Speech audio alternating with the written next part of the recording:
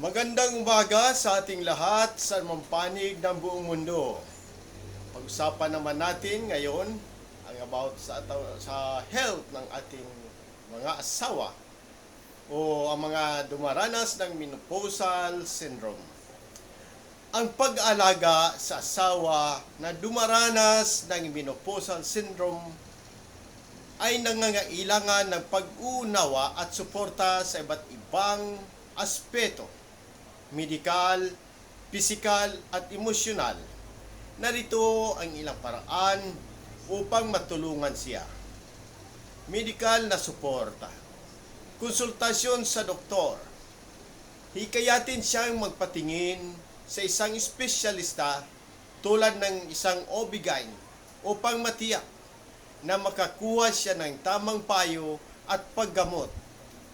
Ang doktor ay maaring magrekomenda ng hormone replacement therapy, HRT, o iba pang medication na makatulong sa mga sintomas. Regular na check-up.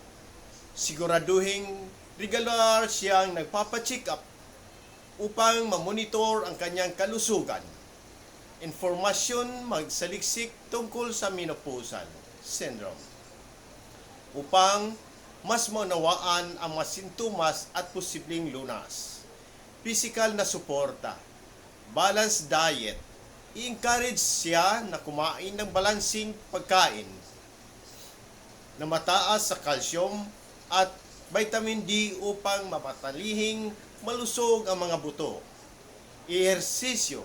Suportahan siya sa regular na pag-ehersisyo, ang paglalakad o exercise anumang para maganda sa katawan. Halimbawa, swimming. Ang ilan sa mga ehersisyong makatulong ay mapanatili ang healthy weight. Tumulong sa pagplano ng mga meal na masustansya at naayon sa kanyang dietary needs. Emosyonal na suporta. Pakikinig, maging handang makinig sa kanyang mga alalahanin at damdamin. Ang mga pakikinig ng walang paghusga ay mahalaga. Empatiya. Ipakita ang iyong pag-uunawa at empatiya sa kanyang pinagdaraanan. Mahalaga na alam niyang nandyan ka para sa kanya. Quality time. Maglaan ng oras para sa kanya.